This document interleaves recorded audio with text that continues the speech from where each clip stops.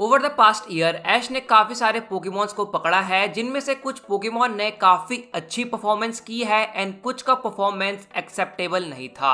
And साथ ही में सभी के अपने अपने ओपिनियन होते हैं ऐश के पोकेमॉन पे एंड यही चीज इस चीज को डिबेटेबल टॉपिक बनाती है कि विच ऐश पोकेमॉन इज बेस्ट। अब जो कि ऐश की टीम में न्यू पोकेमॉन आए हैं तो एक फ्रेश लिस्ट बनाना बनता है कि अब की सिचुएशन के अकॉर्डिंग ऐश की टीम में टॉप 10 स्ट्रॉन्गेस्ट पोकेमॉन कौन से हैं। इस बार की टॉप 10 लिस्ट के अंदर गैलार के पोकेमॉन भी इंक्लूड होने वाले हैं एंड साथ ही में जो पोकेमॉन ऐश ने रिलीज कर दी हैं वो पोकेमॉन इस लिस्ट में शामिल नहीं होंगे, जैसे कि ग्रीनिंजा, गुड्रा, पिजियोट एटसेट्रा। अब वीडियो को स्टार्ट करने से पहले चैनल को सब्सक्राइब कर लेना ऐसे ही अमेजिंग वीडियोस देखने के लिए। तो बिना लेवल 5 की स्नाइवी से डिफीट हुए बगैर आज की वीडियो शुरू करते हैं।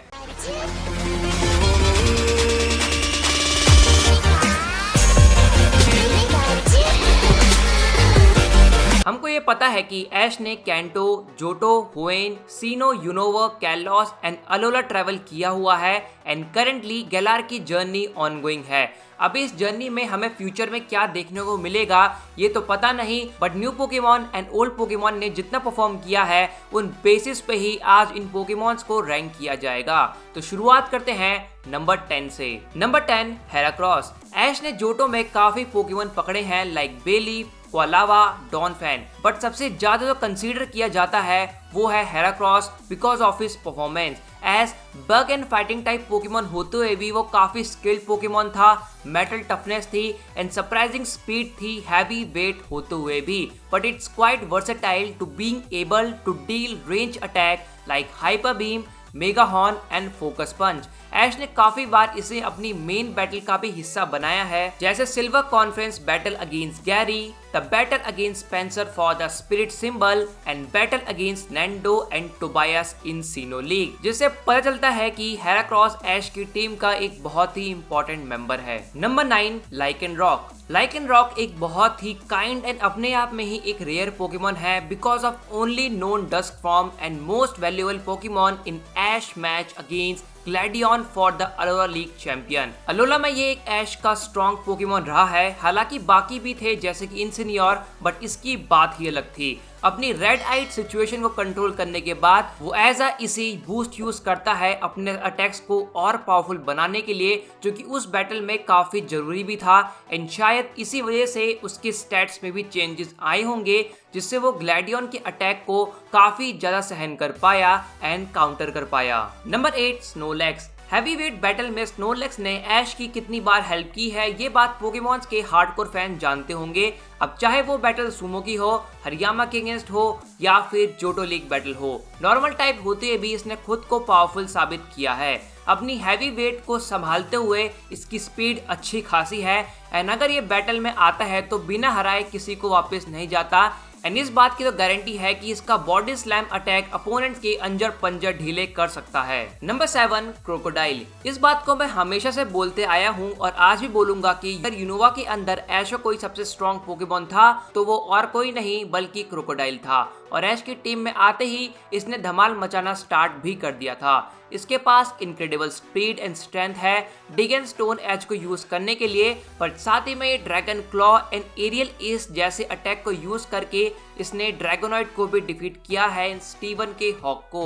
इसकी पर्सनैलिटी, इसका चश्मा और इसका एटीट्यूड ने यूनोवा रीजन में जान ला दी थी एंड जो पोकेमॉन नॉर्मली इतना एक्साइटेड रहता है तो सोचो यह बैटल में कितना एक्साइटेड होता होगा, चाहे बैटल इंटेंस हो या ना हो और कोई पोकेमॉन याद रहे या ना रहे, लेकिन यूनोवा रीजन से क्रोकोडाइल मुझको हमेशा याद रहेगा। Number 6 Pikachu. हमें इस बात को एक्सेप्ट करना होगा कि भले ही पिकाचू ऐश का बेस्ट बडी है लेकिन वो उसका स्ट्रॉन्गेस्ट पोकेमॉन नहीं है एंड भले ही वो लेवल 5 के स्नाइवी से हार गया था, बट इसका मतलब ये नहीं है कि पिकाचू वीक है। उस टाइम सिचुएशन कुछ ऐसी थी कि पिकाचू हार गया था क्योंकि उसकी पावर्स चली गई थी। हमें याद रखना चाहिए कि स्ट्रॉन्ग पोकेमॉन्स के आने से पहले पिकाचू ने ही ऐश का साथ दिया था इंपॉर्टेंट बैटल्स के अंदर। ड्रेक के ड्रैगोनाइट की बैटल याद है हैं ना पिकाचू ने कैसे हराया था, या फिर लेटियोस और रेजाइस की बैटल याद दिलाऊं, वो पिकाचू ही था जिसने ऐश को स्पियरो के अटैक से बचाया था, ड्रैगोनाइट, रेजाइस एंड लेटियोस को हराया था, एंड ट्रिप के सरपीरियर को भी हराने वाला पिकाचू ही था डिसएडवांटेज होते हुए भी। गेलार में पिकाचू की परफॉर्मेंस बहुत ही ज्यादा इंप्रूव हुई है एंड ये चीज हमें उसके लेटेस्ट बैटल के अंदर दिखती है जहां उसने जी मूव का यूज करके अपोनेंट को डिफीट किया था। तो कमेंट में पिकाचू ओपी लिखना बिल्कुल मत भूलना। Number 5 Lucario. हुएन रीजन के बाद वो कौन सा ऐसा पोकेमोन था जिसके लिए हम सबसे ज्यादा एक्साइटेड थे कि ऐश अपनी टीम में उस पोकेमोन को लाए, और वो पोकेमोन था लुकारियो जो ऐश ने कर दिखाया। Lucario and Ash bond just like Greninja and Ash, but the only difference is Ash and Lucario में Aura bond है। अगर बात करें प्योर बैटलिंग पावर की तो Lucario ऑन द टॉप रहेगा क्योंकि ऐसा टैग यूज करता है जो कि ऑरा पे बेस्ड है जो कोई और पोकेमोन यूज नहीं कर सकता, like aura sphere, and it also display rare mental toughness being able to balance determination with composure specially after it evolved. Number 4 Dragonite. जिस टाइम ऐश ने ड्रैगोनाइट को अपनी टीम में लिया उस टाइम पे ऐश के सभी फैंस खुश हो गए थे। ये स्ट्रॉन्ग सूडो लेजेंडरी पोकेमोन तो है ही, साथ ही में स्ट्रेंथ के मामले में इसने गुड्रा को भी पीछे छोड़ दिया है। ये एक अनएक्सपेक्टेड स्टार बना ऐश की टीम में जिसने 2 बार वर्ल्ड चैंपियन कॉर्पोरेशन सीरीज में कोरिना एंड आयरस के पोकेमॉन्स को डिफीट किया। इसकी स्पेशल एबिलिटी है रेन डांस जो ऐश के बहुत ही काम आती है। ड्रैगन क्लो, हरिकेन, ड्रैको मीटियोर ये सब चीजें मिलकर इसे एक पावर पैक बनाती है जो कि ऐश की टीम के लिए काफी अच्छी बात है। नंबर 3 इन्फनेप। ये हम ऑलरेडी जानते हैं कि ग्रीनिंजा के जाने के बाद अगर टॉप 3 पोकेमोन रैंक किए जाएंगे तो उनमें इन्फनेप पक्का आएगा। अब इन्फनेप को नंबर 3 पर रखने का रीजन ये भी है कि इसने अभी तक किसी भी लेजेंडरी पोकेमोन को डिफीट नहीं किया। मोल्ट्रे से फाइट करने का चांस मिला था लेकिन वो भी पोकेमोन कंपनी ने खुद के पैर पे कुल्हाड़ी मारकर इन्फनेप को डिफीट करवा दिया। आई नो कि मैंने बहुत बार बोला है कि इन्फनेप हरा सकता है लेजेंडरी पोकेमोन को, बट अफसोस की बात यह है कि ऐसा हमें देखने को अभी तक नहीं मिला और इन्फनेप को ऐसा इग्नोर कर दिया गया उस बैटल के अंदर। बट अगर हम इस बात को इग्नोर करें तो रियली में इन्फनेप एक बहुत ही पावरफुल पोकेमोन है और ये सिर्फ इसने एक ही रीजन में कर दिखाया एंड पॉपुलैरिटी हासिल करी। अपनी back story, emotional moments and Ash की ट्रेनिंग को साथ मिलाकर इन्फनेप ने अपनी ओपी ब्लेज एबिलिटी को पावरफुल बनाया और उसको कंट्रोल करना सीखा। एंड भले ही पिकाचू ने लेजेंडरी पोकेमॉन्स को हराया है बट आई एम श्योर कि ये पिकाचू को इजीली डिफीट कर सकता है अपनी ब्लेज एबिलिटी को यूज करके और बिना यूज करे। Number 2 septile. स्टार्टिंग से ही सेप्टाइल ने शो में काफी नाम बनाया है। अब वो बैटल चाहे नॉर्मन के स्लैकिंग के अगेंस्ट हो, विनोना के अल्टारिया के अगेंस्ट हो या फिर मॉरिसन के स्टीलिक्स के अगेंस्ट हो, सेप्टाइल ने कभी भी ऐश को निराश नहीं किया और यही रीजन था कि ऐश ने अपनी मोस्ट इम्पॉर्टेंट बैटल यानी कि टोबायस की बैटल में उसे यूज किया था। डैक्राय को हराकर उसने ये तो प्रूव कर दिया कि वो ऐश के एक स्ट्रॉन्ग ग्रास टाइप पोकेमोन है।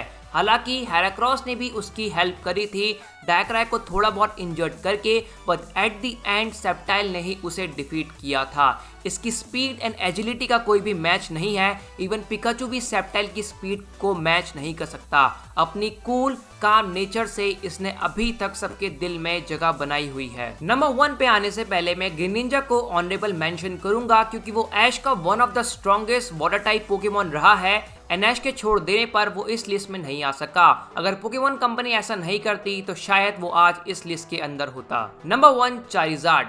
अगर तुम देखोगे तो ऐश के पास हर टाइप का कोई ना कोई एक स्ट्रॉन्गेस्ट पोकेमोन रहा है जिसमें से ग्रीनिंजा भी एक है। अब ऐश ने उसको छोड़ दिया है और हमें इस बात को एक्सेप्ट करना होगा, बट हमारे पास अभी भी बिलव्ड चारिज़ार्ड है जो कभी भी ऐश को छोड़कर नहीं जाएगा। और हाँ, चारिज़ार्ड ऐसा एक लौता पोकेमोन है जिसने 1-on-1 लेजेंडरी पोकेमोन आर्टिकुनो को डिफीट किया है बिना किसी अदर पोकेमोन के इंटरफेयर किए बगैर। चारिज़ार्ड का हर एक अटैक नॉर्मल अटैक से ज्यादा पावरफुल होता है क्योंकि उसने स्पेशल ट्रेनिंग ली हुई है चारिसिफिक वैली में। हम चाहे कितना भी बोल ले कि चारिज़ार्ड से ये पोकेमोन अच्छा है या फिर वो पोकेमोन पावरफुल है, बट अगर तुम ध्यान से देखोगे, चीजों को एनालाइज करोगे तो तुमको पता चलेगा कि अभी फिलहाल ऐश की टीम में चारिज़ार्ड ही सबसे स्ट्रॉन्गेस्ट पोकेमोन है। सो या गाइस, ये थे मेरे वो टॉप 10 स्ट्रॉन्गेस्ट पोकेमोन जो ऐश की टीम को पावरफुल बनाते हैं। तुम अपनी लिस्ट भी मुझे कमेंट करके बता सकते हो एंड साथ ही मुझे इंस्टाग्राम पे भी फॉलो कर सकते हो। पोकेमॉन के साथ साथ तुम्हें बाकी के एनिमे एंड कार्टून शोज पे भी वीडियो देखने को मिलेंगे इस चैनल पे, तो मेक श्योर कि तुम चैनल को सब्सक्राइब करना बिल्कुल मत भूलना एंड वीडियो अच्छी लगी हो तो लाइक कमेंट शेयर कर देना अपने दोस्तों के साथ। वीडियो देखने के लिए थैंक यू सो मच। मिलता हूँ तुम सबसे अगली वीडियो में।